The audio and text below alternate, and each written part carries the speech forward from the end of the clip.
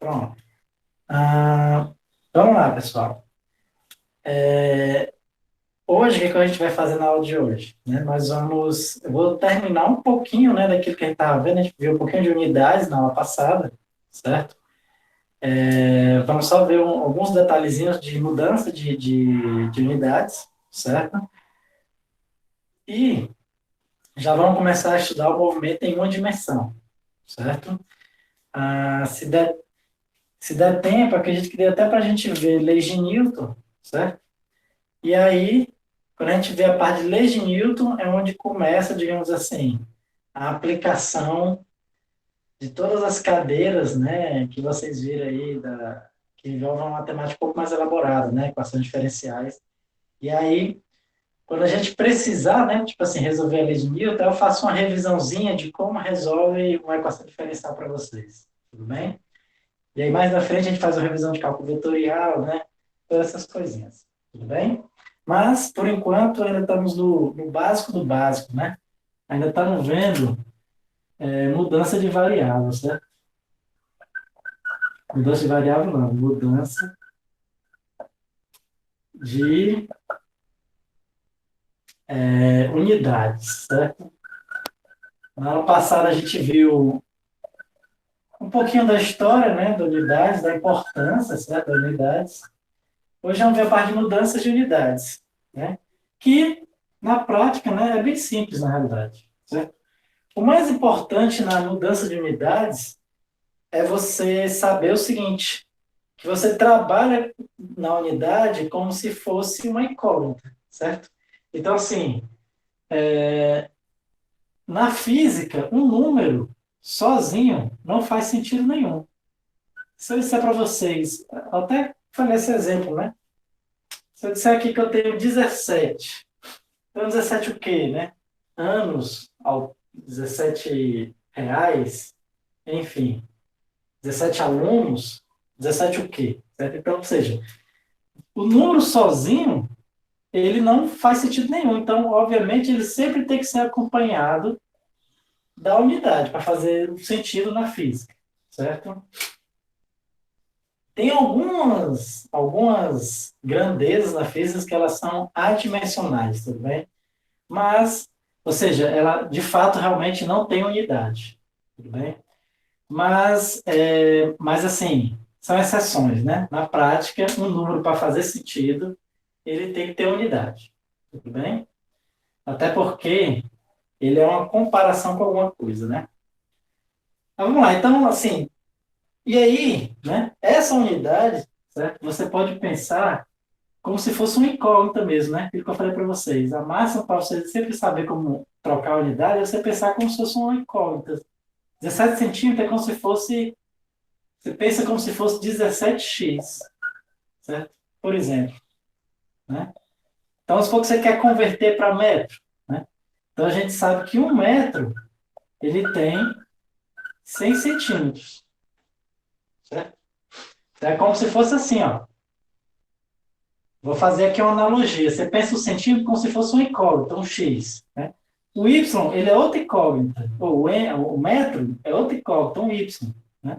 É como se eu estivesse dizendo o seguinte, que um y fosse 100x, certo? E eu quero converter 17 centímetros para metro. Como é que eu faço? Né? Então, se fosse só incógnito aqui, ó, eu quero deixar isso aqui em função de y. O que eu faria? Isolo o x aqui, né? Ó, é 1/100 y. E aí, 17x vai ser o quê? 17/100y. Ou seja, 0,17. Certo? O que a gente fez aqui foi uma mudança de variável, só que a gente trocou centímetro por x e y por metro, né? Então, como é que seria o procedimento aqui, ó? 1 metro são 100 centímetros, certo? Então, eu posso dizer o seguinte, que 1 centímetro é 1/100 metros.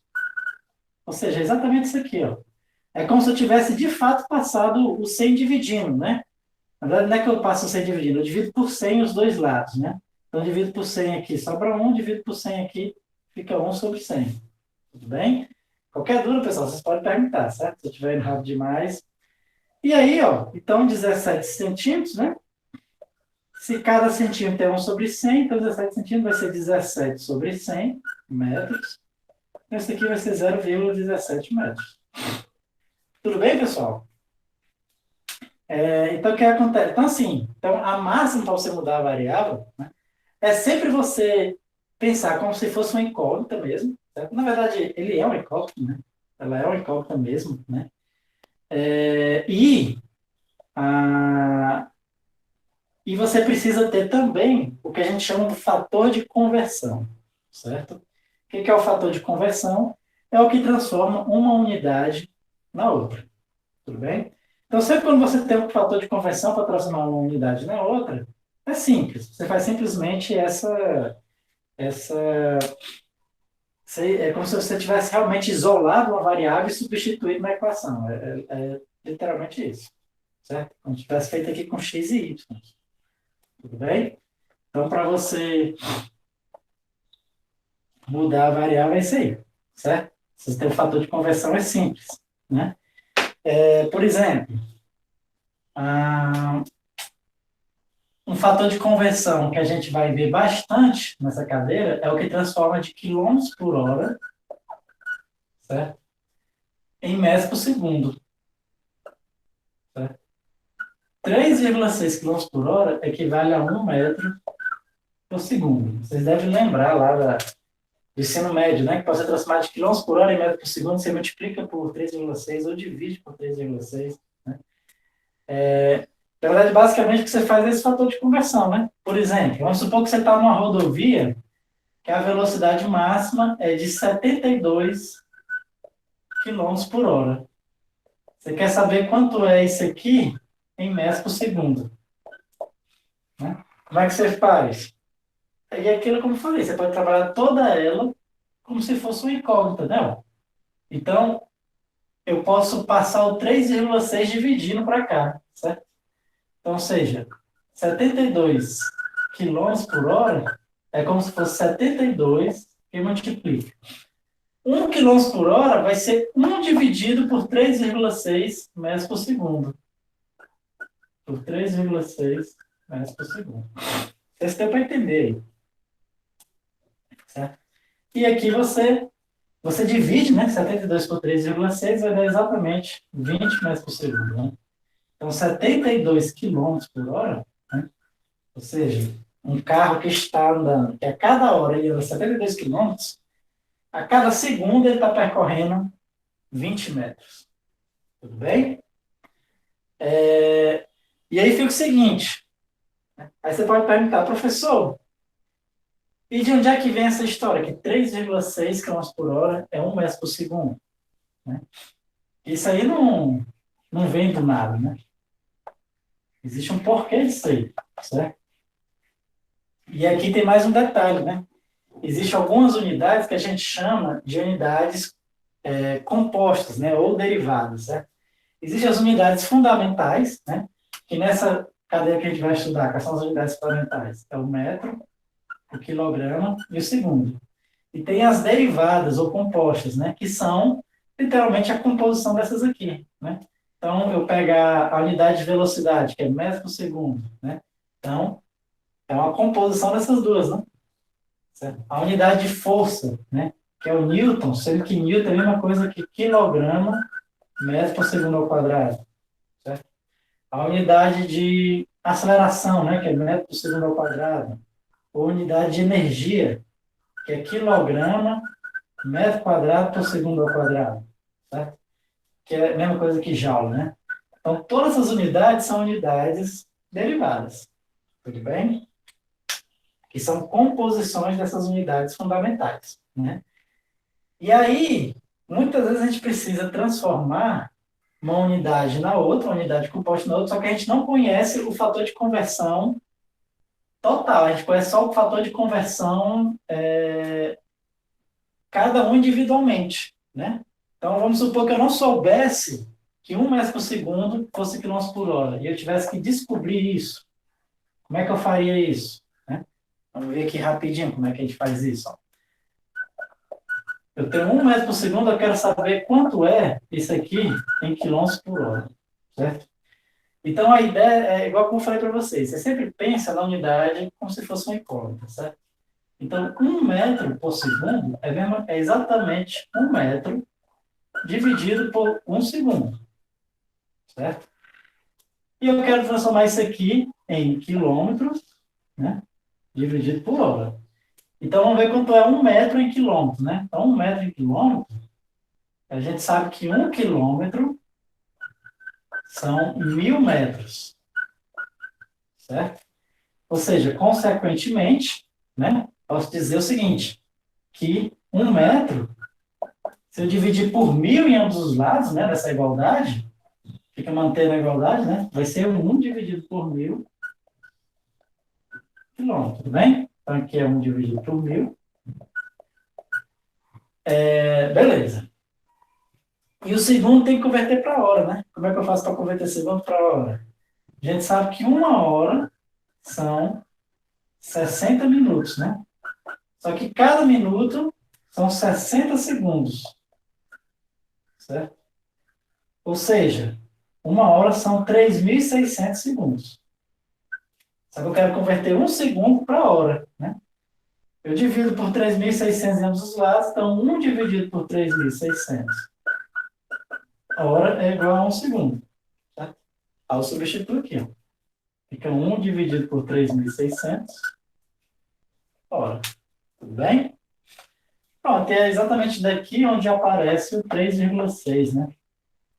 O misterioso 3,6. Certo? Então, porque aqui vai ficar o seguinte, né? Ó, divisão de fração, como que a gente faz? Repete a de cima, multiplica pela inversa de baixo. E aqui é quilômetros por hora, certo? Divida aí, e aí eu acho aquela relação que eu falei para vocês, né? 1 metro por segundo é igual a 3,6 quilômetros por hora, certo? Vou fazer só mais um exemplo para a gente consolidar um pouco essa ideia, né? Por exemplo, existe uma unidade de força que é 1 dina, certo? 1 dina equivale a 1 grama centímetro por segundo ao quadrado. Eu quero saber qual é a relação entre dina e newton, que é a unidade de força que a gente costuma trabalhar, certo? Dina é a unidade de força no sistema que a gente chama CGS, né? O sistema CGS é o sistema centímetro, grama, segundo, né? É um sistema que, às vezes, o pessoal usa, principalmente para estudar eletromagnetismo, né? Mas, geralmente, aqui no Brasil, a gente usa, aí, dependendo do conteúdo, o sistema que a gente chama de MKS, né? Que aí é o metro, o quilograma, né? E o segundo mesmo, certo? Sistema CGS. Então, no sistema MKS, a força é dada em newtons, né? Que é o quilograma metro por segundo ao quadrado, né? Que é a mesma coisa que quilograma metro por segundo ao quadrado. E no CGS é em dina, né? Que é centímetro, grama por segundo ao quadrado, certo?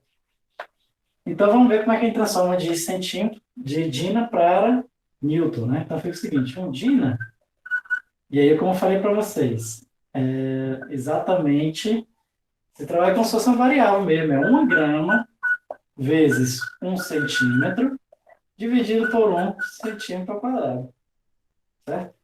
Ou, centímetro não, segundo ao quadrado, né? E eu transformando individualmente. Primeiro grama para quilo, certo? Aí aqui o quilo é exatamente 1.000 gramas, né? Então vai ficar 1/1000, né? 1/1000 quilogramas. Centímetro é exatamente, 1 metro são exatamente 100 centímetros, né? Então, ou seja, eu inverto, né? É a mesma coisa. Então vai ficar 1/100 metros. E o segundo ao quadrado, eu deixo, né? Esse segundo ao quadrado eu deixo. Tudo bem? Só para deixar claro, foi o que eu fiz aqui. Eu sei que 1 quilograma são 1.000 gramas, né? Que a gente viu na aula passada, né? O prefixo quilo equivale a 1.000. certo? Se eu inverter aqui, se eu passar dividindo, então 1 grama vão ser 1 dividido por 1.000 kg, certo? Aí substitui aqui. Fiz a mesma coisa para centímetro. E o segundo ao quadrado também. Ou seja, o que, que a gente obtém aqui, né? Ó? Que uma andina vai ser o quê? Vai ser, vamos colocar em potência de 10, né? Que 1, 2, 3, 4, 5 vai ser 1/10 a quinta quilograma metro por segundo ao quadrado. Ou seja, uma andina é exatamente 10 elevado a menos 5 newton,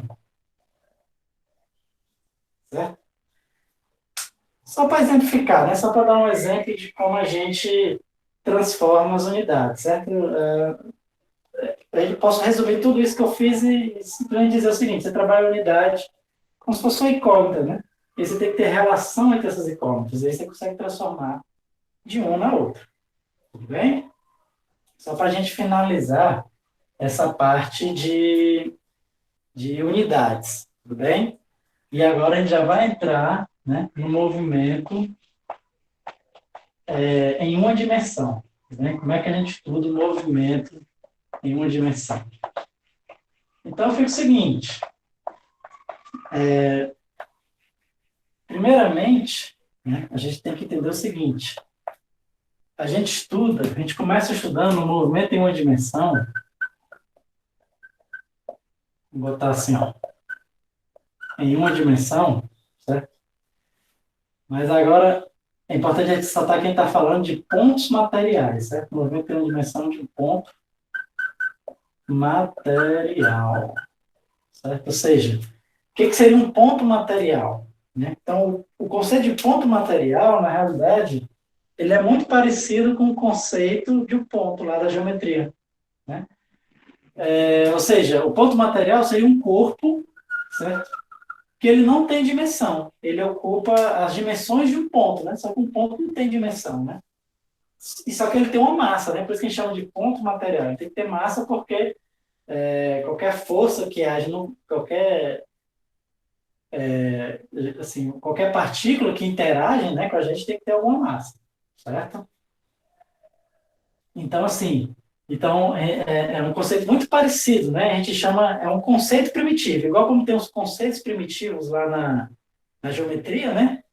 Do ponto, dos lugares geométricos e tal, né? Mesma coisa é o conceito de um ponto material, certo? Então, a gente vai estudar o movimento de um ponto material, né? Aí você vai perguntar assim, professor, mas se a gente vai estudar o movimento de um ponto material, e como é que o estudo do movimento de um ponto material faz com que eu estude o movimento de um carro, né? Ou o movimento de um foguete, como o pessoal lançou agora, não sei se vocês viram, que lançaram pela primeira vez um foguete que levou turistas para o espaço, né? Eles chegaram no limite do espaço e voltou, certo? E o mais importante disso, o mais revolucionário, né? É porque as naves que lançou esses turistas, elas são reaproveitadas, né? O que não acontecia antigamente com as naves da NASA, né? As naves saíam, certo? Tem um compartimento gigantesco, que é onde que carrega a maior parte do combustível, né? Depois que esse combustível todo é usado, ele é solto da nave e fica só a nave voando. Isso eu estou falando das naves da NASA, certo? E essa parte que carregava o combustível era jogada no espaço para ser destruída mesmo, né? Ou ela entrava na Terra e era distribuída devido ao atrito, né? Ou então ela fica orbitando a órbita da Terra até um dia acontecer alguma coisa com ela, ou bater alguma coisa destruída, enfim, ficava lá, né? Inclusive é por isso que tem muito lixo, né, na órbita da Terra atualmente, né? Já está virando uma preocupação, certo? O lixo que orbita a órbita da Terra. Até porque o lixo, né? Muitas vezes é o quê? Um parafuso que escapa, ou então pode ser até uma cápsula dessa gigantesca, né? Ela está a alta velocidade. Se colidir com outra nave que tiver, com outro satélite, alguma coisa que estiver voando ali, pode gerar danos sérios. Tudo bem? Então, assim, como é que o estudo de uma nave, que é uma coisa gigantesca, né? está relacionado com o estudo de um ponto material, né? Na realidade, está relacionado de dois jeitos, certo? Primeiro, que dependendo da situação, certo? Corpos extensos, como uma nave, certo? Pode ser tratado como um ponto. Por exemplo, a própria Terra, né? A Terra, a gente sabe que é um corpo imenso, né? Com certeza é o corpo maior que tem próximo da gente, é a Terra, certo? Mas, se você estudar em relação ao movimento dela na órbita do Sol, ela pode ser tratada como um ponto material, tudo bem? Por quê? Porque as dimensões dela são desprezíveis para você estudar o movimento. A dimensão que eu desenhei aqui está altamente fora de escala, né? Se você for colocar em escala, certo? A distância da Terra ao Sol, né? Se duvidar, nem cabia aqui nessa lousa, né? Então, se o Sol fosse, eu colocasse desse tamanhozinho aqui, ó, colocasse o Sol desse tamanho, a Terra seria um pontinho aqui, certo? E a distância dela ao Sol, eu não conseguiria nem desenhar nessa lousa, certo? Por incrível que pareça, né? Tipo assim, isso que eu fiz aqui não está correto, né? Isso que eu fiz aqui, se você for ver bem, ó, teria alguns sóis para chegar na Terra, mas na realidade não é assim, é muito imenso, né? O espaço é muito maior, certo? Não dá nem para eu não consigo nem desenhar. Se eu fosse desenhar a escala, eu não conseguiria nem desenhar aqui. Então, ou seja, as dimensões da Terra, para o movimento da Terra, ela é praticamente um ponto material, certo? Ele é um ponto material, tudo bem? E isso no movimento dela em relação ao Sol, né? Mas já, se eu for estudar a Terra, né? Em relação a um foguete que sai, né? Que leva os turistas para o espaço, dá um passeio lá, esse foguete tem que pousar mais aqui na frente, e essa cápsula pousar aqui mais na frente também, eu já não posso considerar a Terra como um ponto material, porque aí eu já tenho que considerar a curvatura da Terra, tem que fazer os cálculos direitinho de onde esses caras vão pousar, certo? Então, o que é um ponto material e o que não é um ponto material depende depende do seu problema, é relativo, certo? Então, quando as dimensões do corpo não importam para o movimento, né, você pode considerar ele como sendo um ponto material, né? Tipo assim, um carro, ele pode ser considerado como um ponto material, né? É um carro viajando entre cidades, né? Se eu perguntar para vocês, qual é a distância de Fortaleza a Calcaia, né? Vocês não vão me responder, sei lá, 18 quilômetros, 325 metros e 33 centímetros. Eu não vou responder assim. Por quê? Porque esses 33 centímetros e esses poucos metros que você falou, ele nem importa. Você vai falar assim, 18 quilômetros, 20 quilômetros e tal. Por quê? Porque as dimensões, a escala que a gente está trabalhando é tão grande, né? Que é a distância entre cidades, que dimensões de centímetros e alguns metros são irrelevantes, certo? Então, para a distância de cidades, o movimento de um carro, as dimensões de um carro é desprezível. Então, o carro você pode tratar como sendo um ponto material, certo? Já se você vai estudar o movimento do carro sei lá, numa pista de corrida, que tem uma certa curvatura, né? E você quer estudar exatamente como é que tem que ser a curvatura do carro, ele tem que entrar na curva para fazer a curva corretamente, mas de forma mais rápida, né? Não derrapar. Aí você já talvez tenha que considerar as dimensões do carro. Tudo bem?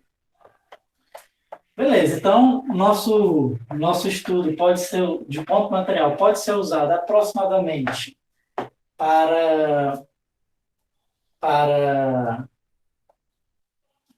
alguns corpos, né, em que as dimensões são desprezíveis em relação ao movimento, mas além disso, né, também existe o estudo dos corpos extenso, né, de um corpo extenso, certo? Então, por exemplo, a gente não vai ver nessa disciplina, mas na física a gente estuda muito comportamento de vigas, né, vigas em um prédio, certo? São vigas que pode ser sustentado por colunas, né, que pode ter várias cargas aqui em cima dela, pode ser até uma pessoa, né, enfim. Já essa viga é um corpo extenso, né? E esse aqui a gente consegue estudar o movimento dele também. Só que como é que a gente estuda? A gente primeiro começa estudando o ponto material, e aí a gente trabalha essa viga como sendo uma união de pontos materiais, certo? Então, por isso a importância do estudo do ponto material, né? Que mesmo o estudo de corpos extensos, a gente precisa do estudo de pontos materiais, certo? É por isso que a gente estuda, né? Nessa disciplina a gente não chega a ver estudo de corpos extensos, né? Seja o corpo rígido ou seja um corpo elástico, certo? Só ver se fosse uma mecânica 2 também. Então aqui a gente vai ver só o estudo mesmo de pontos materiais, certo? E assim, o movimento em uma dimensão, né? O que seria o movimento em uma dimensão? O corpo ele só se movimenta aqui em um eixo, né? Digamos assim, um eixo X, certo? Ele só pode ir para frente ou para trás, né? Que também, de certa forma, já é uma aproximação, né? Qual corpo só vai para frente ou para trás? Não existe isso, né? O corpo ele pode ir para frente, esquerda, direita, né? Se ele voar, for uma mosca, por exemplo, ele pode subir e descer, esquerda, direita, frente e trás, né? Um carro, ele já se movimenta numa pista, né? Ele pode ir para a direita ou para a esquerda, certo? A gente andando também pode ir para várias direções diferentes também, tudo bem? Então, o movimento em uma dimensão, de certa forma, é uma aproximação, né? Mas que também pode ser aplicado, né? Tipo, se for um carro andando numa pista reta. Então, isso seria um movimento em uma dimensão, né? Uma pessoa andando numa rua que seja reta também é um movimento em uma dimensão, tudo bem? Então, apesar de ser um movimento, digamos assim, limitado, né? Não dá para a gente descrever tudo na natureza estudando só movimento em uma dimensão, mas é a mesma história do ponto material, certo? A gente começa estudando o movimento em uma dimensão, para depois a gente estender para o movimento em duas, três dimensões, certo? E para depois ir complicando cada vez mais, né? Para ser um sistema de pontos materiais, depois um corpo extenso, né? Seja rígido, seja elástico. Depois pode ser um conjunto infinito de pontos materiais formando um contínuo, né? E aí a matemática vai ficando cada vez mais complexa, né? E a teoria cada vez mais exata, né? Hoje a gente, tipo assim, a mecânica, né? A gente consegue descrever o movimento de fluidos, né? Que digamos assim, do ponto de vista da mecânica clássica, é exatamente a fronteira, né? Ali onde a gente mais a parte mais avançada da mecânica, né? Que inclusive tem aquela história de teoria do caos, né? Aquela história de teoria do caos, todo surgiu por quê? Porque o pessoal queria prever o movimento de fluidos, né, de massas de ar, certo? De previsões meteorológicas, né? Então, previsão de movimento de massa de ar, previsões de movimento, de correntezas, né? E para estudar isso, tudo começa daqui, do estudo do ponto material em uma dimensão, tudo bem? Então, é por isso que a gente começa estudando aqui, certo? Então, vamos lá. Então, para a gente estudar aqui o movimento de um ponto material, certo? A gente tem que entender um conceito muito importante, que é o conceito de referencial, certo? Quando a gente vai estudar um movimento, a gente precisa sempre ter um referencial, né? Isso é fácil de ver na prática, né? Vamos supor que você quer caminhar, certo? Você quer caminhar 10 quilômetros. Então, o que você faz? Você marca um ponto, sei lá, você vai ali na beira-mar, né? Que tem umas placazinhas dizendo, certo? A cada 500 metros ou a 100 metros tem umas placas dizendo. Então, você marca um ponto e você começa a contar a distância a partir daquele ponto. Então, você anda, sei lá, 500 metros, né? Você chegou a estar na placa de 500 metros. Quando você chegar na placa de 1 quilômetro, você sabe que você já andou 500 metros. Quando chegar na placa de 1,5 quilômetro, você sabe que você já andou 1 quilômetro, certo? Então, assim, ou vamos supor que o pessoal usa muito hoje, né? Às vezes vai andar de bike ou vai correr e pede para o aplicativo lá do Google registrar, né? Então, o que você faz? Quando você vai começar a corrida, ele registra. E aí o GPS vai pegando a sua posição. Então, o que o GPS faz? Ele registra a sua posição inicial, né? Aquela posição inicial é o que chama do referencial, e a partir dali vai medindo a sua distância, certo? Então, o que é o referencial? É o ponto relativo ao qual você vai medir a distância desse ponto, certo? Naturalmente, a distância desse ponto, né? Aqui a gente chama em uma dimensão, a gente chama de x, né? Componente x, certo? Então, essa distância, a coordenada x, é exatamente a posição do corpo, certo? Só que a posição em relação ao quê? A algum referencial, né? Então, se fosse um cara correndo na beira-mar, em relação, sei lá, ao McDonald's da beira-mar, se fosse você correndo aí nas mediações da sua casa, né? Então, você começou a marcar assim quando saiu de casa. Você pediu para o GPS marcar. Então, em relação ao quê? A sua casa. Então, você disse que corria 5 quilômetros. Você correu 5 quilômetros da sua casa. Tudo bem? Então, assim, então, naturalmente, né, para estudar movimento, você precisa definir um referencial. Certo? Precisa definir um referencial. Né? Referencial. Tudo bem? O que é o referencial? É o ponto em relação ao qual você vai medir as distâncias. Certo? Então, é um ponto que começa a distância em relação a ele. Naturalmente, esse referencial, ele sempre vai ser, né, em relação a ele mesmo, a origem. Né? Como eu falei, como eu falei, né? Como você sempre mede a distância até esse ponto, né? Então, ele mesmo vai ser a origem, porque qual é a distância dele é ele mesmo, né? Qual é a distância que eu estou de mim mesmo? Zero. Eu estou na posição que eu estou, né?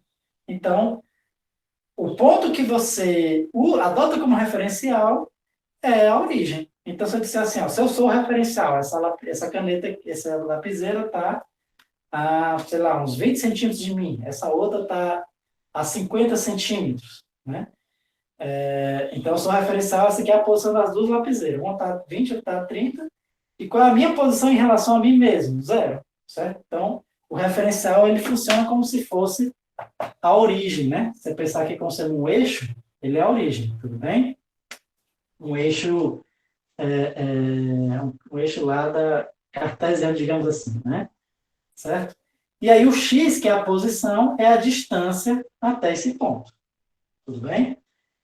Então, no movimento, o que acontece? A posição do corpo, certo? Ela vai variar com o tempo. Né? Então, se você está andando, você olha no relógio, é 11h20 e pouco, você está no lugar. Você continua andando, quando for 11h30 e pouco, você já vai estar em outro lugar. Certo?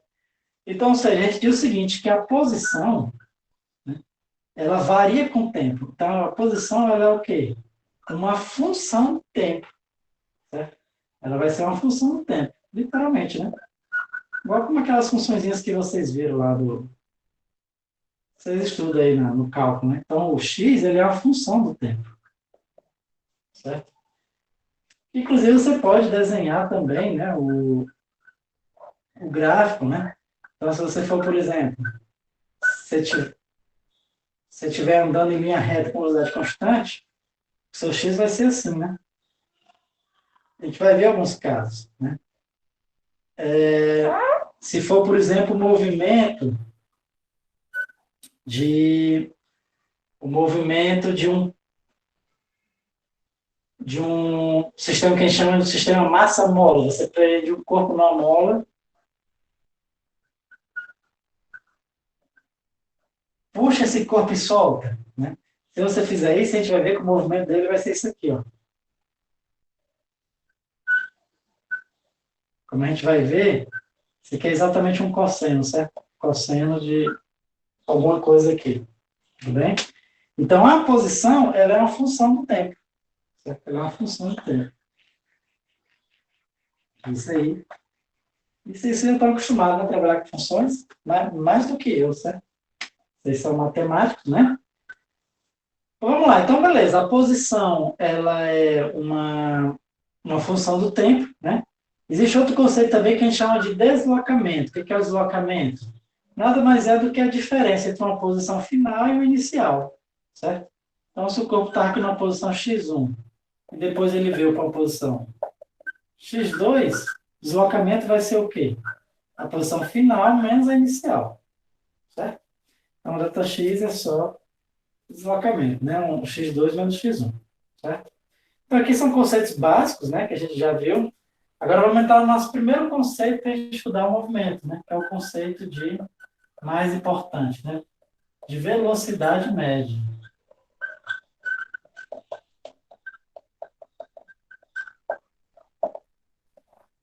Certo? Velocidade média. Tudo bem? Então, vamos fazer uma perguntinha aqui para vocês. Certo? O conceito de velocidade média, né, então, foi um conceito que foi definido a partir das definições de posição e tempo, né? Então, o intervalo de tempo que passou, certo? Dois corpos andam dois deslocamentos, e a gente tem que saber quais esses, tem que definir, né, a velocidade associada ao movimento, né? Naturalmente, a velocidade, ela é um conceito que está associado à rapidez do corpo, né? Quanto maior a velocidade, mais rápido é aquele corpo, certo? E assim, vocês devem lembrar lá do ensino médio, né, que a velocidade, o pessoal diz lá, né, delta S sobre delta T. Deslocamento sobre o tempo. Exatamente, deslocamento sobre tempo, né, delta S sobre delta T. Sendo que aqui a gente não vamos mais chamar de S, né, vamos chamar de X, certo? Porque lá no ensino médio a gente costuma usar o S de space, né? Não sei por que o pessoal se convencionou a usar S no ensino médio.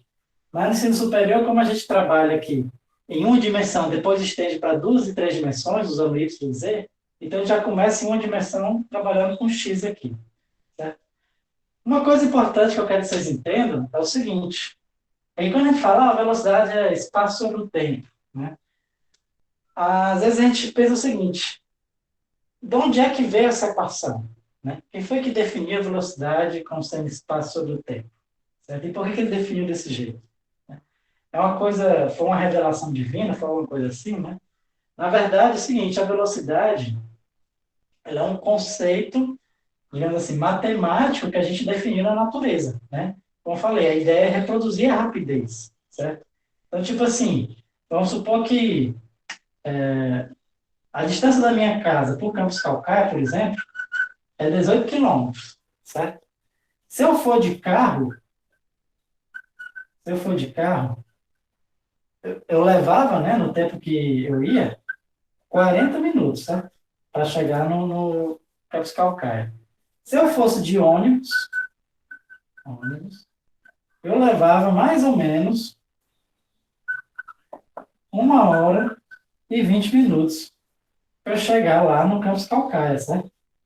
1 hora e 20 minutos. Ou seja, para andar os mesmos 18 quilômetros, de carro eu fazia 40 quilômetros, eu fazia 40 minutos, e de ônibus eu fazia 1 hora e 20 minutos. Então, assim, qual dos dois é mais rápido, né? Qual dos dois é mais rápido? Do carro que eu faço em 40 minutos ou o ônibus que eu faço em 1 hora e 20 minutos? Né? Três na verdade, 50% mais. Né? Naturalmente, né, a gente sabe que o mais rápido é aquele que faz em menor tempo. Certo? É aquele que a gente faz em menor tempo. Tudo bem? Ou seja, é por isso que a gente diz, é por isso que a velocidade média ela foi definida desse jeito.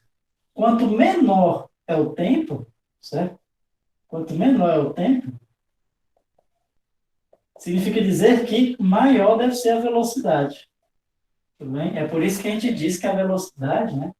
Nessa equação da velocidade, a gente colocou o tempo dividindo aqui. Certo? Porque quando você tem uma variável aqui no denominador, quanto menor ela, maior é o resultado dessa divisão. Tudo bem? Então, o que eu quero dizer para você é o seguinte, é que essa equação ela foi pensada para reproduzir a rapidez. Tudo bem? É, para você ter ideia, né? O Galileu, quando foi definir a velocidade pela primeira vez, ele até pensou em definir o contrário. Ele pensou em definir a velocidade como sendo ΔT sobre ΔX. Certo? E aí, rapidamente, ele viu que estava errado, né? Porque se ele pegasse esse exemplo aqui, ele ia dizer que o ônibus estava mais rápido, tinha uma maior velocidade que o carro, mas não faz sentido isso. Certo?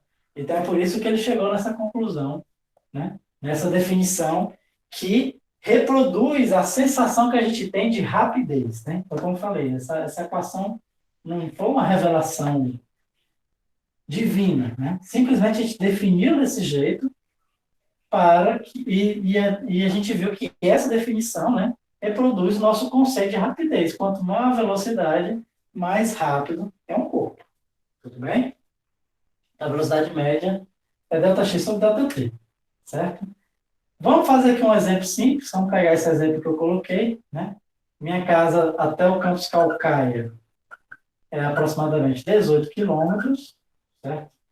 E eu levava, vamos colocar aqui, uns 45 minutos para chegar no Campus Calcaia, né? vamos calcular a minha velocidade média aqui, certo? Nesse trajeto. Então, vamos calcular a velocidade média em quilômetros por hora, que é a unidade que a gente usa no nosso, no carro, né? No carro é quilômetros por hora, tudo bem? Então, naturalmente, a unidade de velocidade vai ser a unidade de deslocamento dividido pela unidade de tempo, certo? E aí fica o seguinte, ah, beleza, então eu pego o ΔX e divido por ΔT. ΔX é 18 quilômetros, certo? Posso até botar aqui. Só que o tempo eu tenho que transformar para hora, né? Então, de minuto para hora, fazendo aquela história que eu falei para vocês, como se você só substituindo, né? Uma hora são 60 minutos. Então, um minuto vai ser 1/60 horas. Então, aqui é a mesma coisa que 45 dividido por 60 horas, certo? 45 dividido por 60 horas é a mesma coisa que 3 dividido por 4, né? Posso simplificar por 15. Então, aqui é a mesma coisa que 3 dividido por 4 horas. Então, vamos ver aqui quanto era a minha velocidade média. 3 dividido por 4 horas. Então, vai ficar 18 0,75. ou 0,75, exatamente, né? Então, vamos botar aqui, ó, 18 vezes 4 dividido por 3 quilômetros por hora. Então, eu posso cortar o 3 com 18, fica 6. E olha a minha velocidade média. É 24. 24 quilômetros por hora. Essa é a velocidade média que eu levava para chegar no Campus Calcaia. Aí eu pergunto para vocês, lá no carro, né, quando eu estava dirigindo, essa aqui é a velocidade que eu olho lá no velocímetro do carro? Na verdade, não. Não, Na você olha verdade, a velocidade instantânea. exatamente. Esse é o conceito que eu queria mostrar para vocês, né? Na velocidade do carro, às vezes o que acontece? Às vezes eu estou parado, né? Estou parado no sinal, abro o sinal, aí eu começo a acelerar. Aí eu salto do zero, 1, 2, 3, até 60 km por hora. Aí fica em 60 km por hora, que é o valor permitido, né? Aí, de repente, entra um cachorro no meio, ao freio, diminui para 10, e aí depois acelera de novo, né? Leva uma cortada e tal, a polícia chega e tal, para o carro. Então, às vezes o bandido também pede para parar o carro. Então, ou seja, a todo momento a gente fica variando a nossa velocidade, né? E o Maíto falou o conceito que eu queria introduzir agora, né? Que é o conceito de velocidade instantânea, certo? Conceito de velocidade instantânea, né? Vamos botar aqui, ó. Velocidade.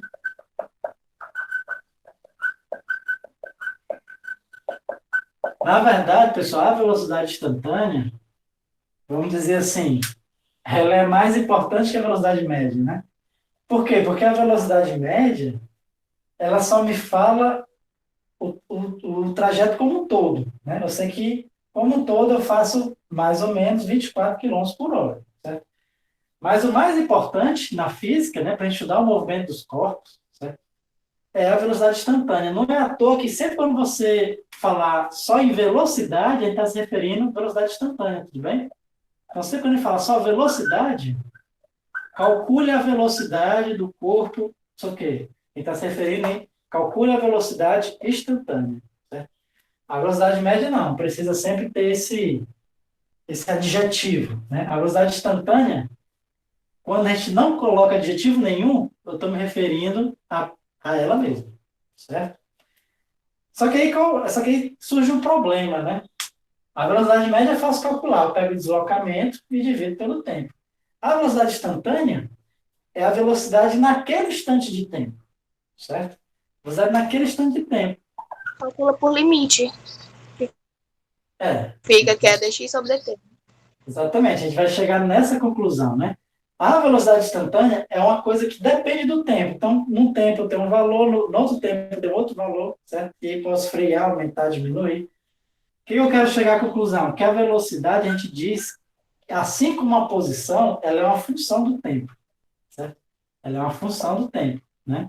Então, ou seja, de fato, ela vai ser uma função de R em R, certo? Ou uma função de um subconjunto de R, né, em R, certo?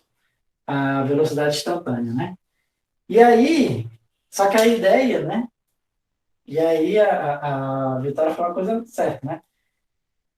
Esse aqui foi um dos grandes problemas, né, da física do século XVI, né? Do século XVI ali. 1700 alguma coisa, né? Ou antes, né? Século 516, não estou lembrado. Que era calcular a velocidade instantânea, porque o pessoal sabia calcular a velocidade média, né? A velocidade média é fácil calcular, você pega a distância e pelo tempo. Mas como é que eu vou calcular a velocidade num único instante, né?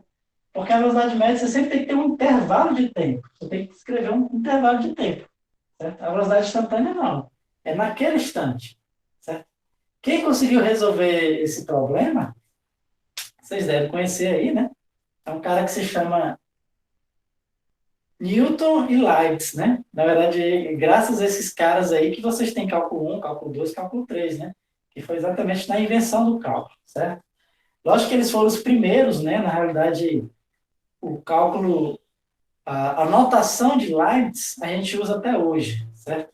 Mas a de Newton praticamente caiu em desuso, certo? Era uma coisa horrorosa de se fazer. Mas, apesar de que fazia mais sentido que a de Leibniz, certo? Leibniz, a notação dele era muito bonita, mas a lógica não era muito bem estabelecida, né? A lógica do cálculo diferencial mesmo só foi bem estabelecida a partir de Cauchy, né? Com valor com o conceito de limite, tudo bem? Mas vamos pensar como eles pensavam. Vamos supor que a gente não conhecesse esse limite. Vamos pensar como é que eles pensavam, certo? Vamos ver o seguinte, vamos entender o que é essa velocidade média, certo? Velocidade média é um ΔX sobre ΔT. Vamos supor que a minha função x e t fosse um negócio assim, ó. Fosse um negócio assim, certo? E aí eu quero calcular a velocidade média entre esse instante de tempo t1, certo? E esse instante de tempo aqui, t2. Calcular a velocidade média desses dois instantes de tempo, certo? Então, o que acontece, ó?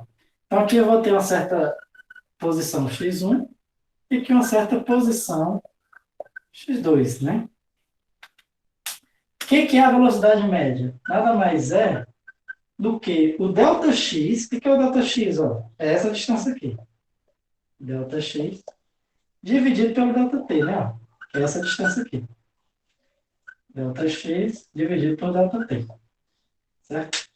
Mas o que é isso geometricamente? Se você reparar, geometricamente, né, é exatamente essa distância aqui, ó, ΔX, dividido por ΔT. Se eu olhar aqui, essas duas distâncias são perpendiculares. Se eu fechar aqui esse meu triângulo, ΔX sobre ΔT é o quê? É o cateto oposto a esse ângulo, dividido pelo cateto adjacente. Cateto oposto dividido pelo cateto adjacente é o quê? É a tangente, certo? Ou seja, a velocidade média nada mais é do que a tangente dessa retazinha aqui, certo? Só que essa reta, a gente chama de reta o quê? Reta secante, né? É uma reta que está cortando a minha curva em dois pontos, uma reta secante, certo? Então ele sabia disso, sabia que a minha velocidade média era o quê? É a inclinação da reta secante, né? A velocidade média é a tangente desse ângulo. Esse ângulo, a tangente desse ângulo é exatamente a inclinação da reta secante, certo? Só que eu não quero a inclinação da reta secante, que é a velocidade média, né? Eu quero a velocidade naquele instante. Então, como é que eu posso fazer a velocidade naquele instante, né? Então, eu posso imaginar o seguinte, que a velocidade naquele instante, eu posso pensar, em vez de calcular de um ΔT, eu posso calcular de um ΔT menor. Então, vai se aproximar daquele, mais da velocidade daquele instante. E aí, calculando a velocidade média de um ΔT menor, eu vou ter uma secante, né, uma reta secante, já com outra inclinação, né? Com esse ponto aqui mais próximo, certo? E aí, se eu for fazendo isso para T's cada vez mais próximo de T1, certo? Vou fazendo isso para T's cada vez mais próximo de T1, que eu estou fazendo aqui? Estou fazendo esse tempo final tender para o tempo inicial. Certo? O que vai acontecendo com essa minha reta secante? Essa minha reta secante, ela vai inclinando, e ela vai tender o quê? Para a reta tangente.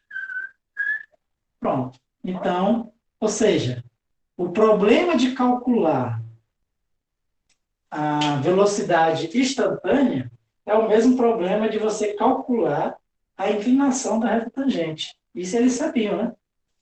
Isso eles sabiam, né? O problema de calcular a velocidade instantânea é calcular a inclinação da reta tangente. Tudo bem? Se eu não me engano, inclusive, o primeiro trabalho de Leibniz se chamava isso, né? Como você calcular inclinações de retas tangentes. Certo? E assim, e aí como a Vitória falou, né? E hoje a gente sabe como é que a gente calcula a inclinação da reta tangente. É através desse processo que a gente chama de limite, né? Você faz um limite de quando esse tempo final tende para esse tempo inicial. Ou, né?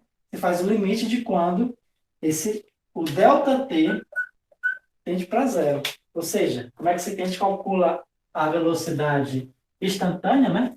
Então, a velocidade instantânea é a mesma formulazinha da velocidade média, mas quando o tempo tende para zero. Certo? Quando o tempo tende para zero. Então, vai ser o limite de quando ΔT tende para zero. Certo? E aí, qual a conclusão que a gente chega? A gente chega que... lembrando, né? O que é isso aqui? Ó? Lembra que o x ele é uma função do tempo, certo? O que é isso aqui? É assim, ó. Isso aqui é um x de t mais ΔT. Vou colocar até nos termos que vocês costumam ver lá nos livros, né? É um t mais h menos um x de t, certo? Dividido por h quando h tende para zero. É assim que a gente vê no livro, né? De cálculo. O que é isso aqui? Derivada, né? Então, a velocidade instantânea é uma função, né? Uma função de uma variável que nada mais é do que a derivada da posição. Beleza? Então, tudo aquilo que vocês aprenderam no cálculo 1, ao você derivar, você pode usar para achar a velocidade tendo a posição. Tudo bem? Ou seja, graficamente falando, né, a velocidade ela nada mais é do que a inclinação da reta tangente, né, no gráfico de x contra t. Certo? E aí, a gente falando em derivada, né, automaticamente a gente lembra do quê? Do contrário de derivar, que é o quê?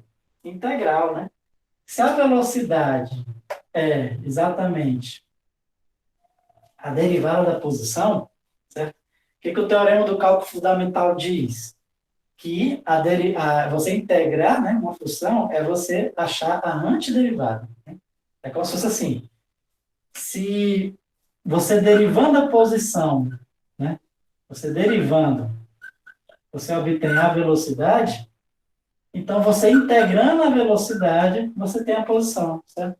Então, pelo teorema fundamental do cálculo, o que a gente conclui? Que a variação, o deslocamento, né, certo? Entre um tempo t1 e um tempo t2 vai ser a integral da velocidade dt, certo? Se a gente relembrar lá no gráfico da velocidade contra o tempo, se eu pegar o gráfico da velocidade contra o tempo, né? Lembrando, quando eu falo só velocidade, estou me referindo à velocidade instantânea, né? Então, se eu pegar o gráfico da velocidade instantânea contra o tempo, o que vai ser o deslocamento? Se eu pegasse um gráfico qualquer aqui, um negócio assim, certo? Então, se eu quisesse o deslocamento entre o tempo t1 e o tempo t2, certo? Bastaria eu achar o quê? Essa áreazinha aqui, ó. Certo? Essa área aqui, essa área é igual ao quê? Ao deslocamento, né? Que é igual à integral, né? De t1 a t2 da velocidade dt. Tudo bem? Então, você tem a posição, você vai calcular a velocidade, você tem a velocidade consegue calcular a posição. Isso para qualquer que seja o movimento, desde que você saiba derivar aquela função, né? De fato, não é toda função que a gente consegue derivar, né? Tem algumas funções que são mais complicadas que a derivada a gente não consegue achar analiticamente, só numericamente, né? Como as derivadas das funções especiais. Então, vocês vão ver na disciplina de física matemática, certo? Disciplina de física matemática, vocês vão ver várias funções lá que a gente não consegue derivar na mão, assim, não, né? Igual com um polinômio, ou funções racionais, né? Ou trigonométricas, que a gente conseguia resolver uma questãozinha lá derivando, né? As funções especiais você não consegue fazer assim. Até porque muitas delas é uma série, né? Aí até você consegue representar o derivado como se fosse uma série. Tudo bem, pessoal? Deu para entender isso aqui? Ah, vamos fazer o seguinte. Já está dando mais ou menos 1 hora de aula, né? Eu não gosto de dar muito mais do que 1 hora de aula, senão fica cansativo, até mesmo o pessoal que vai assistir o vídeo. Certo? Então vamos fazer o seguinte. Por hoje a gente fica por aqui, certo? Vemos o comecinho, né, do movimento em uma dimensão. Próxima aula a gente vai ver a aceleração, né? Também não tem muito segredo, a gente vai ver que a aceleração é a derivada da velocidade, certo? E aí a gente já começa a ver a parte de leis de Newton, e aí é onde vai entrar a parte que eu falei para vocês de equações diferenciais, né? Vamos aprender como é que a gente acha a posição, a velocidade e a aceleração de um corpo que está submetido a uma determinada força, né? E aí a gente vai entender o que é o movimento harmônico, por exemplo, o movimento de queda livre, né? Queda livre com resistência do ar e sem resistência do ar, certo? Vamos ver todos esses casos, né? Do estudo do movimento de uma partícula, tudo bem? Então, por hoje a gente fica por aqui, certo? E aí, próxima aula, que vai ser segunda-feira, a gente termina essa parte do movimento em uma dimensão, certo? A parte de, quer dizer, termina. A gente primeiro vai ver a parte do movimento, vamos ver a parte da lei de Newton, faça uma revisão de equações diferenciais, e aí a gente resolve algumas equações diferenciais, né, envolvendo o movimento de uma partícula, para depois a gente começar a parte de energia. Tudo bem? Então, por hoje a gente fica por aqui, pessoal. Boa noite. Pessoal, Certo? boa noite. Até a próxima semana. Até a próxima semana. Até segunda-feira. Boa noite, professor. Boa noite. Até segunda. Oi, Tia Lele, fale. Oi, Lele. Fale, oi, Tia Lele. Oi, Lele. Dê um oi pra ele, fale. Oi, Tia Lele.